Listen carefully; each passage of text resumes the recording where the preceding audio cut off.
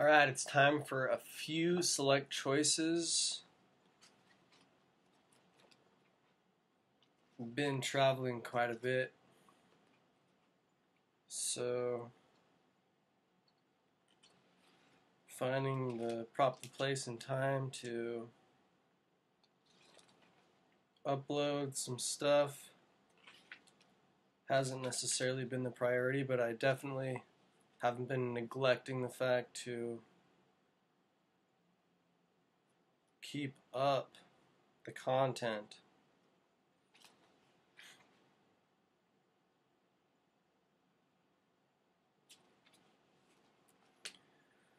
Lady in a Mask. What's cooler than velvet but holds water at bay?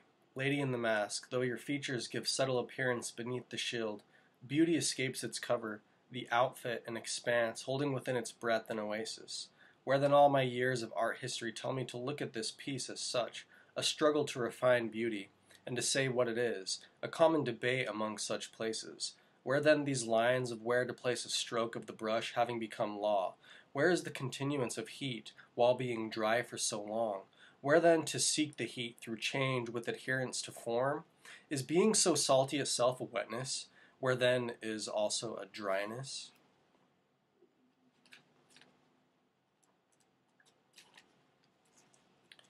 The end of the world. What does something do in the end? Where then in this we see what truly the end is trying to do. An abrupt moment of disguise to capture the life of a thing in as little time as possible. For what one does in the end, though in its brief sense creates a picture that then captures the expanse by what's done in the end. For many run around, many try to take advantage, many try to make love, many are full of fear, many seek shelter, many are at peace in such a time as the end, where what use are words when base behaviors seem to dominate, speaking then and telling by action. Though then, what's done in the end? By these many, is this not what was done without the end only shortening its telling that we may know it? Then what is the end but a retelling, where then its telling isn't told in the end, rather in the moments leading up to it, never ending?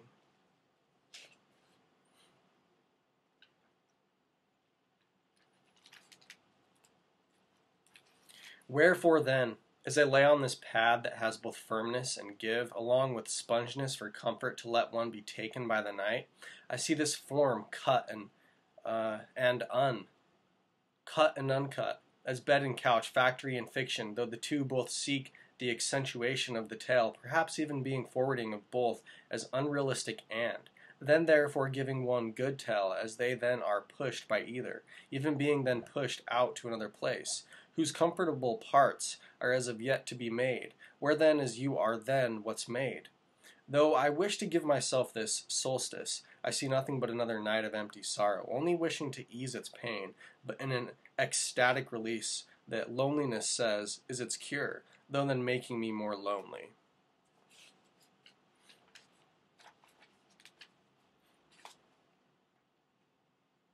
Waking up to chasing.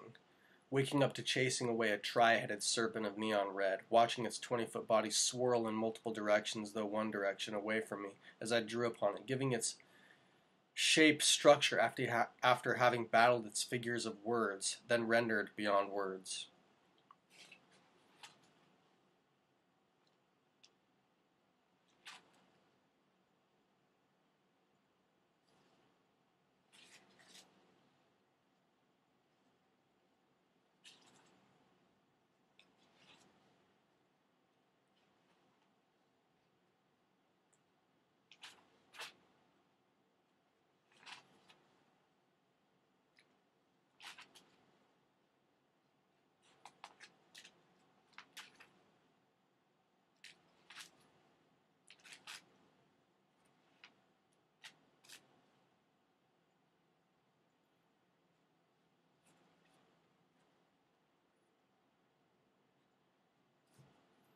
Why then is this old place full of so much fear, where then it is movement that it is afraid of, for it has so much structure that it fears losing what it is familiar with.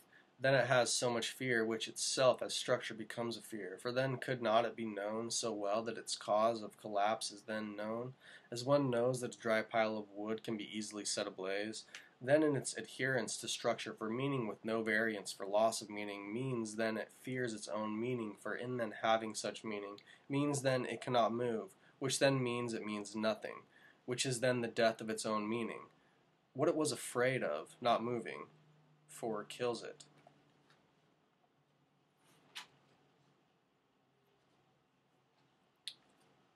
What shall I love, walking around this world and told there are many things to love, though then even love itself is many things. But then what love have I in loving many things in many ways? For then I have no love, for does not the word itself denote one? Then in this I see no way to love, for what then is love that I have to hate? And then in love, how is my love humane, when what love is? Then therefore what shall I love but myself? Then hating myself as my love for myself drives me into loneliness. Though then this love isn't, as I love nothing, for where else am I given space enough to have me to me? Then hating everything so I can hate myself, I feel my parts in the play of love lose their place as they are swept away off the stage. Though then what play is there?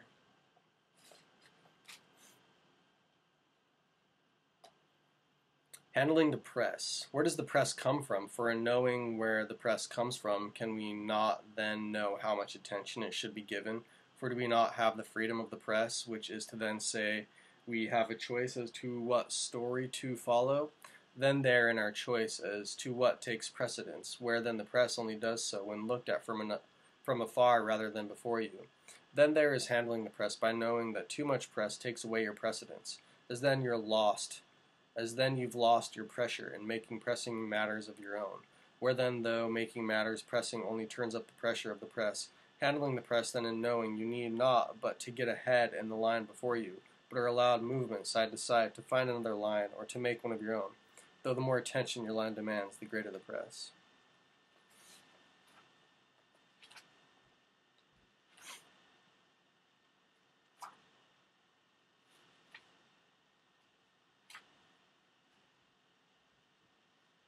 While under water, is there still water? Water I can move through and water I can drink. Then is there water to avoid while underwater? If this be so, then what else is underwater, when water is looked at this way? Then what is water, if I'm not in it while under it in this way?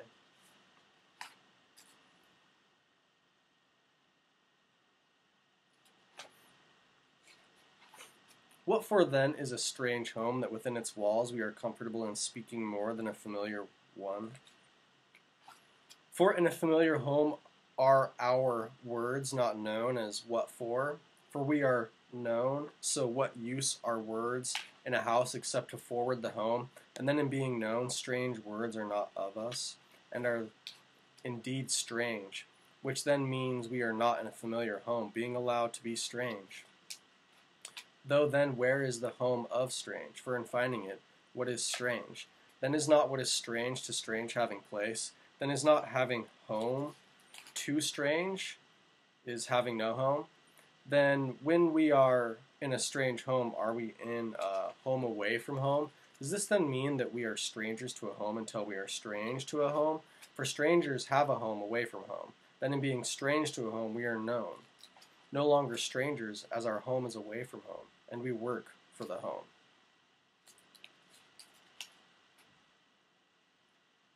When I am space, I see myself taller than trees, maybe one myself. Small little things dot the landscape.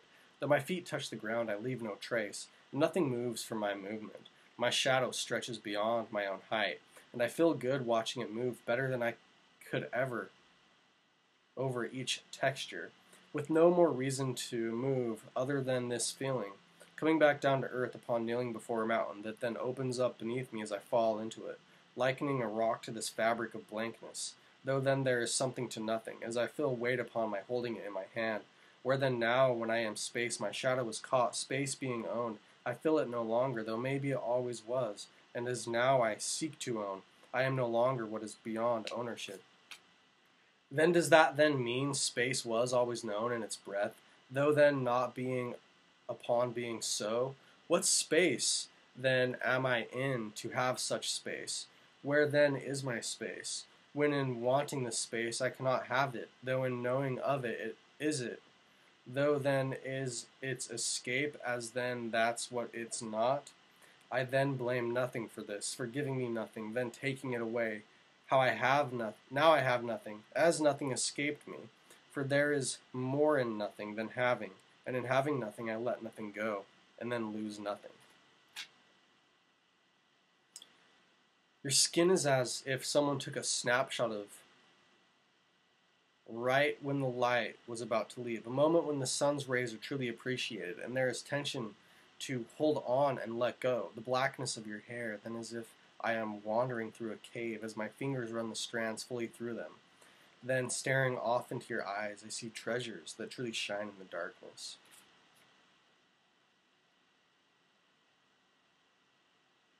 Walking around with nowhere to be, though when is one afforded such luxury to have to be nowhere, or to do anything but in a dream? Then in dreaming I felt and saw such beautiful things, but like a dream could not carry a one out of the dream into where I wasn't dreaming, and could have acquisition of things unto the next. Though then upon departing the dream I couldn't help but retain parts of it as a vision of beauty remembered. And then in dreaming, while once waking up, I began to converse with these symbols that I could not carry, lest I be in for a harsh awakening as to what wasn't dreaming. Being then grabbed by one of the figures in this dream and asked if I would like to fight the dream out of jealousy, I looked upon who I was speaking and said no. I wish to give this dream a dream, and to speak to it in a manner only afforded in dreams, for the conversation I would like to have with it is one that is easily shied away from if this were real, and its openness to feeling and an expression of this feeling through words that aren't easily tolerated, for they are too good to be true. And if you wish to hear them, then I only ask them that you allow me to grab a hold of this dream for a little bit longer, that they may be spoken.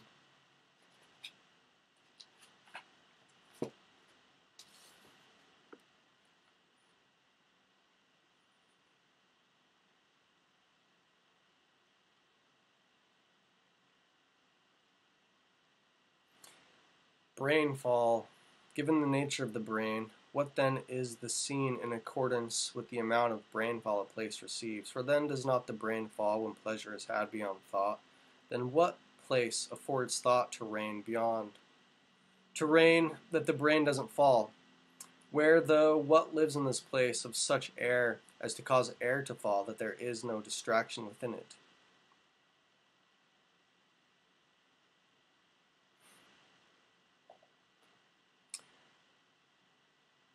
Oh,